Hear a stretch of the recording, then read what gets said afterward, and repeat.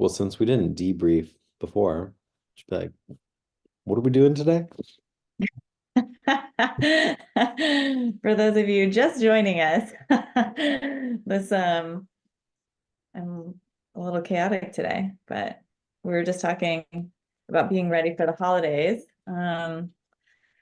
So Robbie, are you ready for the holidays?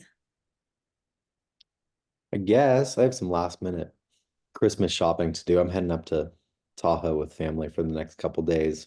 Uh, White Christmas is always nice. I think there's been a big storm in California, so I think it's White Christmas time. You going to Oklahoma? What are you That's doing? nice. Yeah, I'm going to Oklahoma to visit my family on Thursday. So Any Christmas traditions in the Messerli clan? yeah, we have tons of Christmas traditions. But they're like we grew up in New Mexico, and so we have green chili stew on Christmas Eve, and we have like, yeah, lots of, I don't know, green chili types of foods around. So mostly I care about the food traditions. Green chili sounds good. That's half of like the Christmas colors right there. Boom. Exactly, yeah. Yeah. Yeah. Um, Love it. This will be the first Christmas with my niece, Cosette, who, if anybody on this call sees my dad on other video calls, he's always holding up the baby. It's been cool to see how she's brought our family together. We all oh, spend a lot more time in my sister's house because of her. It's cool. yeah. When was she born? June, she's a Cancer baby. Solstice, I mean Cancer in like the astrological sign, not like the math. First. Uh, Day after the solstice, summer baby. Wow. Yeah, that's young. I have a almost, or no, he's about 2 years old, but he is so cute, my nephew. So That's a um cool age where you can interact with them and they respond to you. And yeah, he's got some developmental delays, so he's not like, moving around too much yet, but he is so cute and so happy. Like he's just, laughing at everything all the time. So keeps me fully entertained. Okay, so we have some people who have joined. Would love to hear from everybody where you're visiting for the holidays. So, what city you're going to be in over Christmas or New Year's, or if you're traveling. Oh, for New Year's, I'm going to Minneapolis, which is going to be freezing cold, but I'm really excited for that's where I'll get my white Christmas time. the reason behind that is Well, it's funny. I have a couple friends who live there, but one of my close friends works for he's a visual artist for a DJ, and they have a big show there. And so a bunch of my friends are going to the show, but I don't like to be in the loud, crowded environment. And so I'm just going to go and hang out with everybody and then go to my own hotel room whenever they go to the show at like midnight. So. hey, it's a spectrum and we're all on it. So Yeah, yeah. yeah. Yeah. Like, Anyways, well, let's thank you everybody that tuned in. This is Mortgages with Millennials. Last show of the year, maybe last show ever. Where was our audience last week when we asked for people to write in about sponsorship? I got an email or two, but I think it was just because people wanted to know how much we were asking for. I don't know if anybody was serious. Kristin, could this be the last show ever? I don't know. I can't imagine that we don't, do this again. I think we, but yeah, we'll see. Let's sleep on it over the holidays, see if we get any Christmas miracles. Maybe we'll get a sponsorship for next year and yeah, see how it goes. So yeah, But definitely. we've had a really great year or semester, I guess, of content and experts, and wanted to share those all with everybody today. So And I should say yes, for sure, no show next week. Likely no show the second. We'll ping y'all on email when we figure it out. But Krista, maybe that's a good starting place. Can we tell them the big YouTube surprise, then run through some of our previous episodes? yes, YouTube surprise. We are finally on YouTube. So after everybody's been asking for a long time for the recording of past episodes, and yeah, we now have all of those episodes on YouTube on a playlist. And so we'll send that out to everybody in a follow-up email, but I'll also drop the playlist in chat for everyone. But those are the past episodes. I think it's the past, like most of the episodes that we've done. So you can go through and see if there's any that you missed or experts you wanted to hear from, and you can skip through our parts and see the good stuff. So all of that will be available in a playlist on the First Home IQ channel. Awesome. What flow do you want for today? Do you want to run through highlights of previous shows? Do you want to talk about podcasts and YouTube, or podcasts you and I listen to? What do you want to do? It's your world. Yeah. So, I mean, this is up to you, but I was thinking there was a podcast that I listened to that I asked you to listen to. It's really talking a lot about millennial homeownership and a lot of the skepticism that people have. So I kind of thought it would be cool to unpack that together and talk a little bit about your perspective. So just maybe we start there, and then we could talk about some of the past episodes, and if there's any that kind of pop out at you, and I'll share the YouTube channel from there. But how does that sound? Sounds great to me. Okay, cool. So there's a podcast on the Daily New York Times podcast that was talking about whether to rent or own and some of the challenges for millennials, specifically around buying homes. I thought it was really well done, but it was also really skewed on the you like basically saying you can't buy homes and instead rent and put that money into it. Talked a lot about some of the costs around owning a home, valid points. There were some really, good points made around understanding the costs that go into homeownership, which I know, Robbie, you're really well aware of right now. And then the other would be putting that money into the stock market, for example, instead of putting it into homeownership.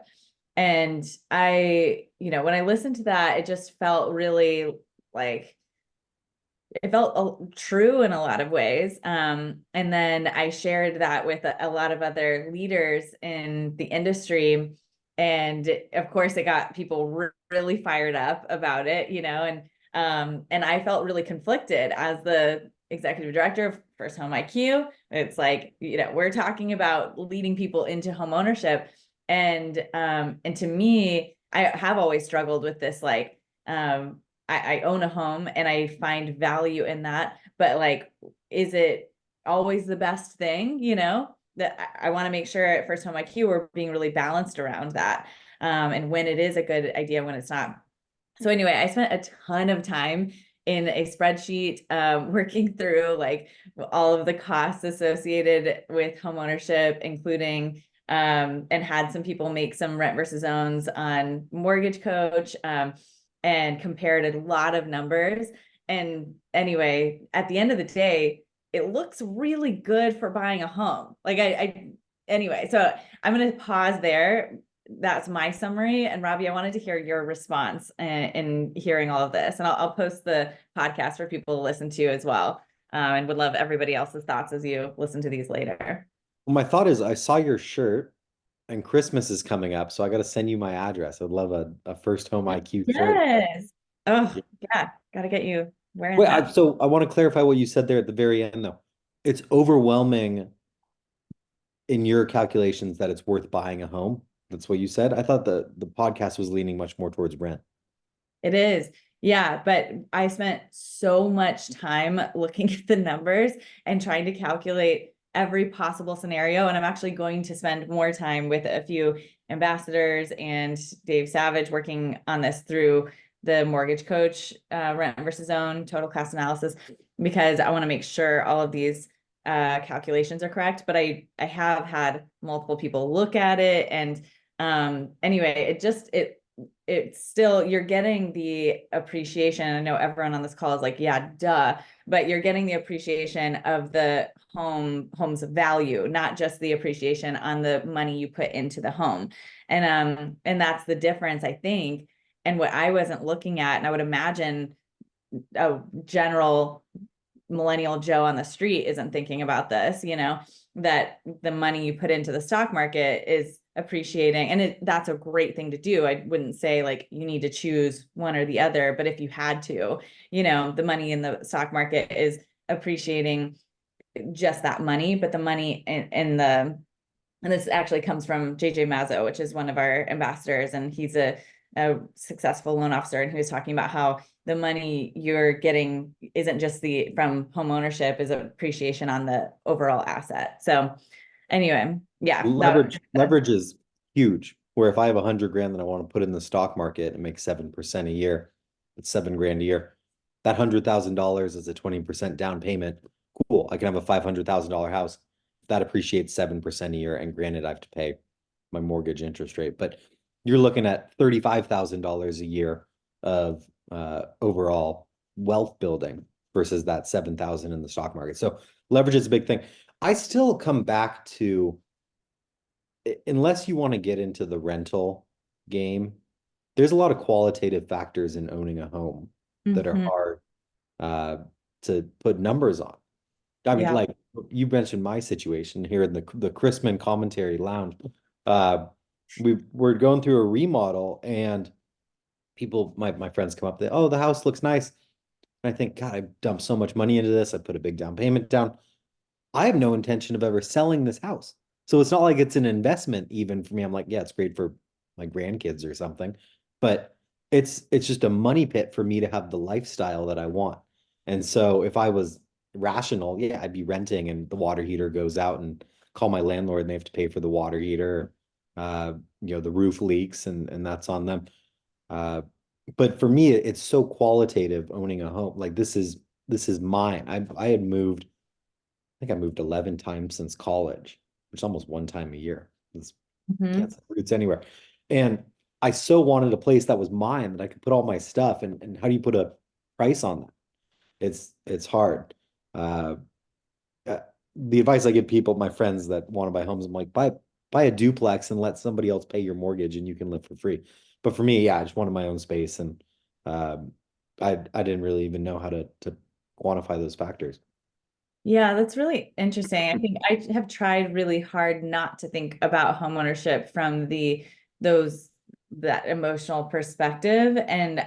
But that is really valuable. I mean, when I moved, I didn't think about it from that perspective when I was buying a home in LA. And once I did move in, I felt so grounded. I felt there's so much value that I've had from an emotional perspective of, not moving, setting down roots in a location, feeling like I'm like grounded in my community, and customizing the place. And of course you can customize a rental to a certain extent, but I like stuccoed a fireplace, and I like it made bigger changes that feel like they're my own. And that is something that's worth investing in. So, but if you think about it from like a certain, if you're trying to think about this from a financial perspective alone, there are costs you should be really aware of as you go into it. But also it seems like we've really not looked at, or I feel like millennials and Gen Z are so skeptical that home ownership is going to be a good decision for them financially. Which I think I've shared a lot of that research. There's so much skepticism in general, but when it comes to the financial side, I think it is so important as a professional in the industry that you're like leading with those numbers, like really talking about at what point does it make sense for you to have owned a home for those financial reasons, and doing that kind of analysis with the personalized data. What do you think about that, Robbie? Well, I don't want to put you on the spot too much, but all the calculations you ran through that said it was worth buying a home, do you have any of those handy? Yeah. Okay. I think Dave Savage would kill me for showing this because it would be so much better in a mortgage coach rent versus own. But I am gonna I'll show what I did. And actually what would be helpful, I think, in showing this is just being able to show the kind of time I put into this. That was like this is what millennials are concerned about. And I created the spreadsheet initially when I was first buying a home in LA because I was so skeptical that this was a good idea for me to buy. And so I went through, created all of these kinds of analyses, and then Dave was like, well, let me do a rent versus own, and it was a lot easier for me to see that information. But so I'll show you some of these assumptions, and I think this is helpful also in understanding like what are some of the information that would be helpful for a consumer, or some of the questions people are asking. So let's Yeah, say if I was going to buy a home, I would love if my LO had a spreadsheet like this that they could run me through at what point it's worth it, and the different down payment options to show me what's best for me. yeah, so Mortgage Coach does this in a way that is a lot more I think a lot prettier. So but yeah, either way. So there's, let's say you have a consumer comes to you and says, I have $100,000 I want to invest, or $300,000, whatever. But in this scenario, then let's say the purchase price is $699. They're going to put 10% down. And so if in one scenario you're owning, which means that you're going to take the 3% closing cost and the down payment, subtract that from the amount of money that you are wanting to invest, and the rest of that money can go into the stock market. The other option is that you are putting all of that money into the stock market and you're just paying rent. And so, then you're calculating, let's see if there's anything else. Let's say your rent in a market like this, where the sale price is $699, you're probably renting something around $2,500 plus $35 in insurance. And then we are doing a conservative appreciation rate of 3% annually, stock market 7%, which is based on actual stock market return numbers over the last year. And then home maintenance cost it's more like, I don't know, I think it depends, but 1% is what people typically say, but I feel like I've definitely put 2% at least in. So I'm at like 15 to 20% annually, but yeah, go. yeah, yeah, you're a different case study here. But okay, so we're calculating your payment, your PI, TI. Let's see, let's move along here. So what I'm calculating here is the home appreciation, and then your rent year to date, or the home appreciation is the home value. And then the equity that you have, so that's subtracting your principal, or including the principal and the appreciation that you've seen in the home. And then stock market dollars while owning, which isn't very much because you only had 100,000 to put in. And then stock market while renting, but the numbers, while renting, you got to subtract all the money you're putting into rent. And this is what I think, if we're summing up everything here, what consumers need to see is the amount of money they're putting into rent, and also be really transparent about the amount of money you're putting into interest. There's a lot of money that is going towards interest and insurance and things like that. So those dollars really matter to someone like me and I think a general consumer. And then you can compare the total money if owning versus the total money if renting. And in every scenario that I've walked through, owning still looks quite a bit better. And again, I am not a loan officer, and I am going to go through this with using Mortgage Coach, which is going to calculate things a lot, more extensively with, looking at different options, down payment options and things like that. But this can show, I guess, the audience what kinds of questions I'm looking at as a consumer and what I think a lot of people are really concerned about, if that makes sense. I had a weird epiphany recently, and it might be totally wrong. So LOs, correct me in the chat. But if you look at an amortization schedule on a 30-year fixed rate mortgage, and say you've been paying for 4 or 5 years, rates drop. Oh, I want to refinance. You refinance back to a 30-year term. You've only really been paying off interest. Such a small fraction of that amortization schedule is principal reduction. And so there's got to be a better way to see if it's worth refinancing. Yes, the Mm. general rule of thumb is if rates drop 1%, it's worth it. But if I've only been paying off interest and I haven't paid down my principal, why would I reset my term from 25 back to 30 years or 20 back to 30 years and start paying that much more interest? I don't think it's necessarily worth it. Somebody please correct me if you think I'm wrong. There's got to be a mathematical And that's calc. where total cost analysis would be helpful too. And this is where calculators and tools become so important to having these conversations with consumers. Like we really, really need transparency more than ever, because consumers are going to try to figure this out themselves. They need to see from you how you can empower them with information, not just be like, I know the answer, because we're going to assume, and this is what I said when I was buying a home to Dave, or actually, I think I was talking to a friend who was worked at a bank, and he was like, obviously buying a home is a good decision. And I was like, obviously you're going to say that. You are paid to say that. And so that's kind of the level of skepticism. Wow, we've got a lot of chat going on here. I did want to go back to something earlier in the chat, and Cindy wrote in and said, "What's our number one tip for mortgage pros in 2024 to capture millennial hearts and minds?" Hmm. Uh, and it ties into what you just said, which is transparency. Yeah. Don't sell me on something. Don't make me feel like you're paid to tell me something. I want to see the numbers. I want to feel like I can trust you, and that's how you're going to win the trust of this younger generation. I mean, Kristin's talked about it time and time again on this show. The levels of distrust are so much higher amongst young uh, potential homeowners, and just young people in society in general, of institutions, of knowledge sources, of so being transparent, running people through the numbers is kind of I would say, how you win hearts and minds. Kristin, thoughts on that? Yeah, I mean, that's definitely what I would say too. I think transparency and education, and part of Cindy's comment was around how do we use First Home IQ.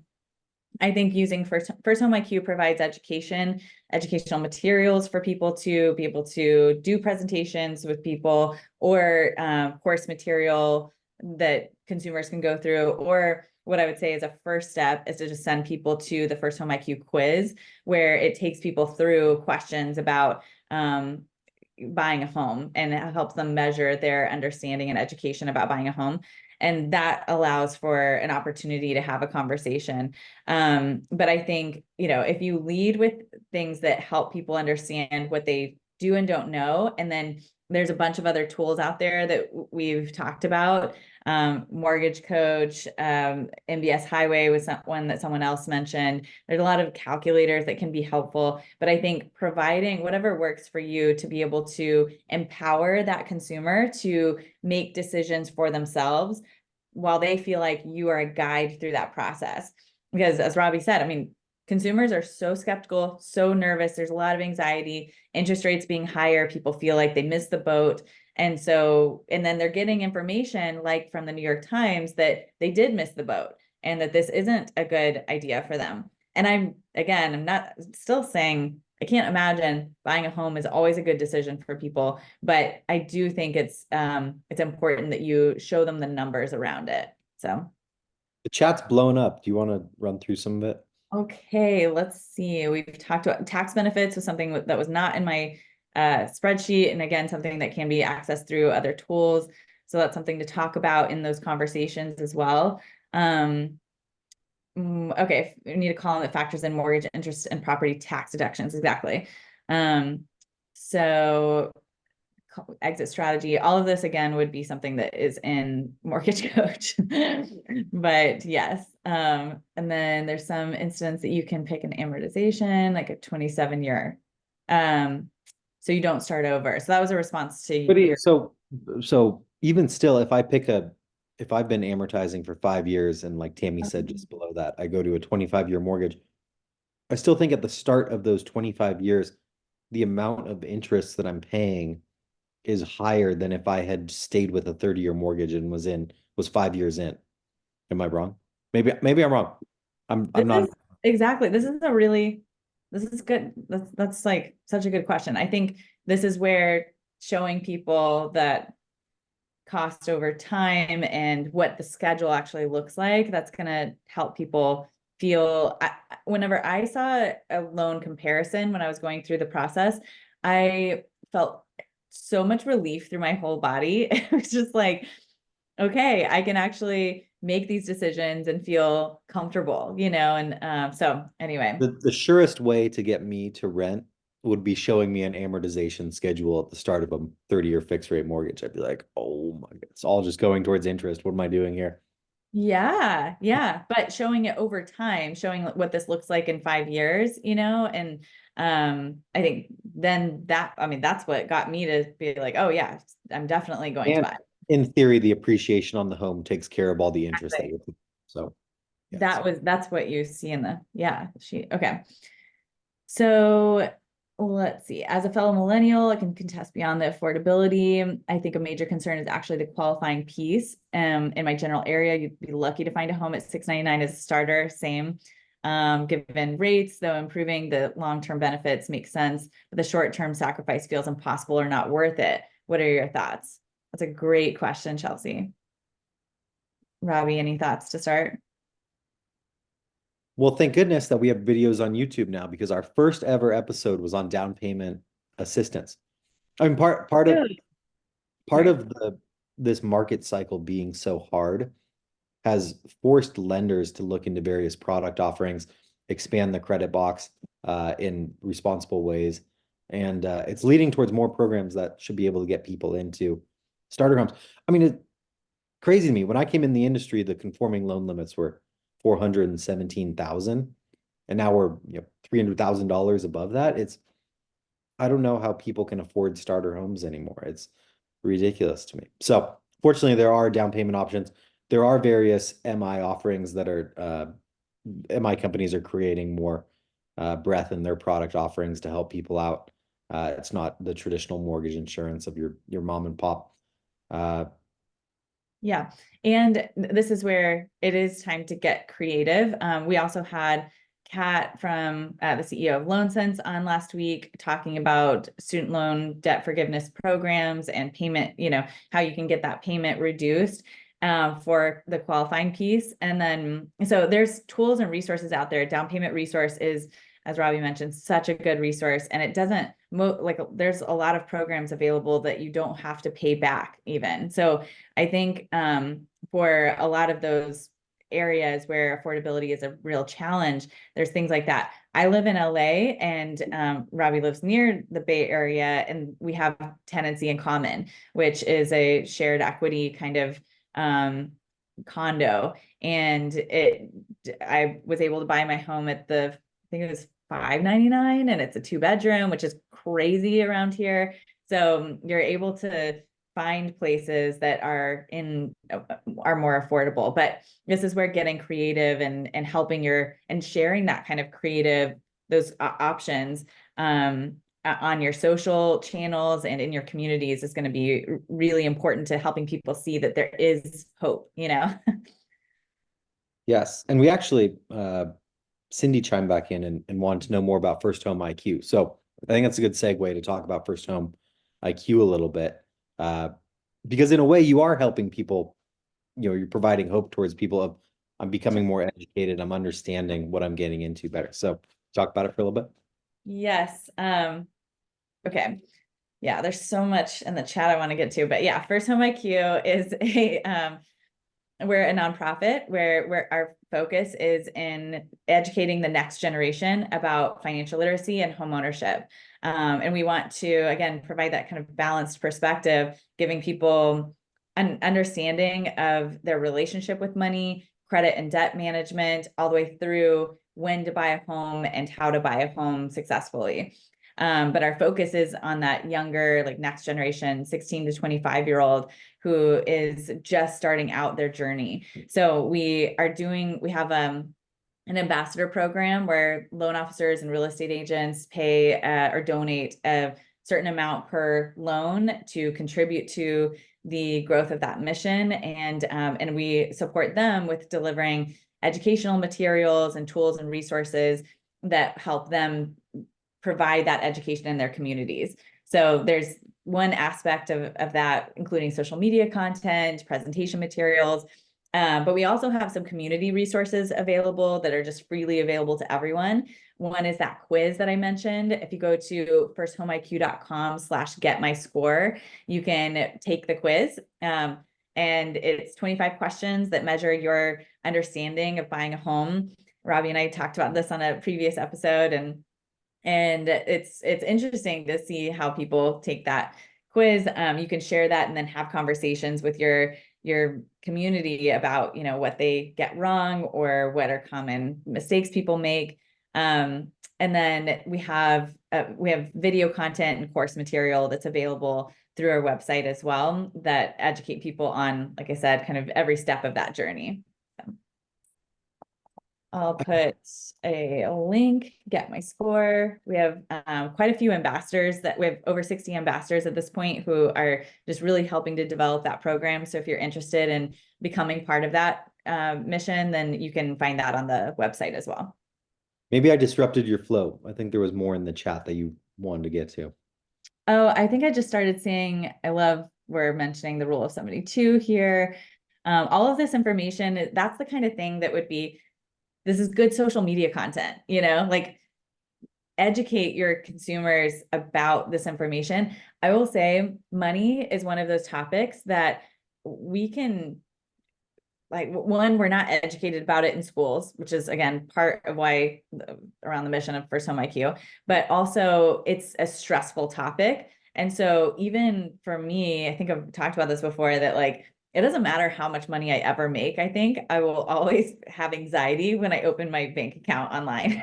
There's just or talking about money even sometimes fills me with some anxiety. And this is why I care about doing this, is we have to build these connections with people in a way that helps to educate and empower, understanding that everyone comes to the table with some level of money baggage, and so anyway, just doing a post about the rule of 72 or sharing how, how the rent versus own analysis works, or how to invest in your 401k, as Brent was talking about. Those kinds of topics really help build trust in your community in a way that allows them to then open up to you, and you build a customer, I think, longer term. Like a millennial who's skeptical and nervous identifies you as someone they can trust because you're delivering educational and transparent information. Then I'm going to, even if I'm not ready, I'm going to refer a lot of people to you. So your mind made me, what you talked about with stressing about money, I think is a big issue that goes unspoken. I remember when I was working on the capital market desk at SoFi, and we were trying to get approved with Deutsche Bank or somebody for a line. And they wanted to see a sample tape of loans. And it included debt payments. And these are doctors and lawyers, and we call them high earners that are not rich yet. All these people that had got really good degrees, making a lot of money. I was amazed at how much debt these well-to-do individuals in society had, whether it's, most people have a car loan, personal loans, credit cards, student loan payment. It's just overwhelming how much debt is out there. And it does seem like the elephant in the room a lot of the time. People don't talk about it because maybe it's taboo. You're not alone. It's like, did you really have a 20s if you didn't ruin your credit or your credit score in some way, shape, or form? No, you didn't. Come on. It's I think it's something that we need to talk about more because it's prevalent. Yeah, I mean, credit card debt hit an all-time high. I think we hit 1 trillion this year, and student loan debt is still the number one barrier to saving for a down payment. Car loans is number 3 or something, which that one seems like something that we could really educate, and you don't need to always do. We shouldn't have that much debt around car loans. I think there's a real education challenge around that. So Yeah, I totally agree. I think if we are in the home buying industry, we need to be talking about every aspect, or at least be holistic around our education. So And on that note, people that work in sales, you already know what I'm about to say, and maybe you'll roll your eyes at me. But for borrowers out there that potentially don't want to refinance or are scared of a line of credit, we're talking 7-8% rates versus a credit card now is 29.99 APR. We're like, there's obviously a credit card balance isn't as high as a mortgage balance, but the amount of interest paid in terms of APR is so much higher on a lot of these other loans. It's worth restructuring that into your home equity. yeah. Okay, on that note, Robbie, do you want to do a market update? Sure, we can do a little market update. So finally, it's the holidays, and the Fed got in the holiday spirit and gave markets a gift, and that was in the form of an updated summary of economic projections, or dot plot, saying it looks like, or they expect to cut rates 3 times next year. The current benchmark federal funds rate sits between 5.25% and 5.5%. So 3 cuts at 25 basis points each will get it down to about 4.5% on the low bound of the range next year. That's good news for markets, and they've reacted in such a manner. Dare I say they've gotten out ahead over their skis a little bit, but markets were pricing in up to about 6 rate cuts next year. That's, to me, is way too many. But 3 cuts, at least it means that we're going to see an easing in financial conditions. We see the stock market equities hit record highs. Goldman Sachs has revised its forecast for how well the S&P is going to do next year, which the Fed is now like, why do we give you all this gift? Because they've spent recent months trying to dampen expectations that it's about to reverse course and lower rates. And so at some point they were going to have to admit it, and they finally admitted it. And markets were like, cool, let's get ahead of you again for the umpteenth time. I think it's the 6th or 7th time where markets will eventually probably have to reprice the Fed's thinking. The Fed, throughout this entire tightening cycle, the last nearly 2 years, has been much more hawkish and wanted to enact much tighter monetary policy than what markets were expecting. So that disassociation, I guess you would say, between the two, disagreement over the outlook, has caused some volatility. Fortunately, with the Fed saying this is the peak of the Fed funds rate hiking cycle, the next move will be downward. It's going to knock some volatility out of markets. It's going to allow mortgage-backed security spreads to tighten, which should bring rates down. That's really good news. That's a pretty good holiday gift, as it's December 19th as we go into the holidays here. I would caution you that, like I've said multiple times in this little market wrap, markets might be getting ahead of the Fed. We obviously have more data that's constantly coming in. This week we get personal income and outlays, which includes the Fed's favorite inflation measure, PCE, or personal consumption expenditures. They prefer that inflation measure to the CPI. So we'll see what it comes in at. It's expected to drop about 0.2% month over month, down to a 3.3% annualized pace. Aside from that, this week we get Q3 GDP, a lot of housing data. Housing market index for November increased. Housing starts and building permits were up really big today. Yeah, normally it's like a quiet time going into the holidays, but there's all this stuff going on. Markets are exuberant about the Fed. But not bad news on the aggregate. When we think about inflation last summer was 9%. And so inflation now is down closer to 3%. Sure, it's above the Fed's target of 2%, but that's a drastic drop. The Fed has done a pretty good job in bringing inflation back down. Who knows how sticky it'll be? But yeah, there's your market wrap.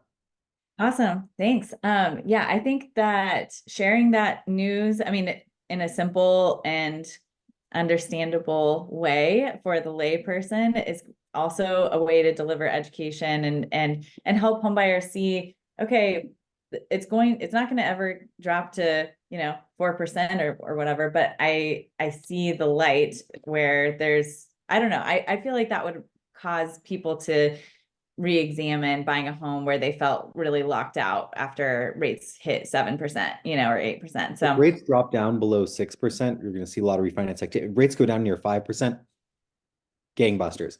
but I But can imagine even my friends who were like, oh, well, I'm not able to buy a home now, that it hits 6% or below 6%. And it's like, okay, I'm going to rethink this. I think that's the wrong way to look at it, though, because the second that rates drop and everybody gets off the sidelines, okay, now we're back to bidding wars. Now prices are going back up. Yeah. Affordability isn't going to improve at all just because rates come down. So that's why I've Yeah. been telling you, better to get in sooner rather than later. Get in if you can get in, because once rates come down, then you're going to have to deal with all this stuff that we dealt with in the wake of the. True. This is what millennials need to know. I hope everybody, yeah, is sharing that. Okay, so to close out, I want to share the link to the playlist on YouTube. I realized, most of them are up there, or I think half of them are up there. I don't know. But anyway, we'll continue to add a few others, but there's some good ones. Deborah Bird was such a good one on social media. And we had, what else do we have that were, oh gosh, Sean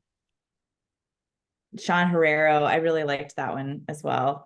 Talking about first-time home buyer. We had Jules Kiefer. That would be an interesting one. That was a friend of mine who I actually would love to bring her back on, because she was talking about how homeownership felt totally out of reach, exactly everything we were talking about today. And then right after that, because we started that conversation, she started the process of looking at buying a home, and she actually started down that journey. So yeah, I think understanding how consumers are thinking today is really important so that you can bring leadership around this. So I guess my closing thoughts are just thank you guys so much for joining us week after week to talk about mortgages with millennials. I think this is such an important topic to address the skepticism and challenges in the market for millennials today, and appreciate everyone chiming in today on your thoughts. I really appreciate everybody chiming in. I'm going to go out on a limb and say I don't think this will be our last episode. Please, though, if you know a company that might have a little extra ad spend in 2024 and would like to support a worthy cause, reach out to Kristin or myself. I don't think it's prohibitively expensive in any way. But we'd love to keep the show going. I love doing it. Kristin, this has been awesome to reconnect. Kristin and I, so back in June, Kristin and I were both at a Mortgage Banker Association of Hawaii event, and I pulled her aside and I was like, you and I are in such a good position as young millennials that have been in this industry and have kind of made a name for ourselves to do a show together. And it's so cool to see it come to fruition. And I really enjoyed having you as a co-host. I've had a lot of people tell us that we complement each other well. I agree. You've been a joy and a pleasure to work with. So thank you very much. You too. It has been a lot of fun, especially just bouncing thoughts off each other around, challenges and perceptions of millennials as they think about homeownership. And yeah, I hope everybody has a really great holiday. I agree. I don't think this will be our last episode, but it has been fun. Last episode for the year. We'll see you all in 2024. Yeah, sounds good. All right. Thanks, everybody. Merry Christmas. See y'all.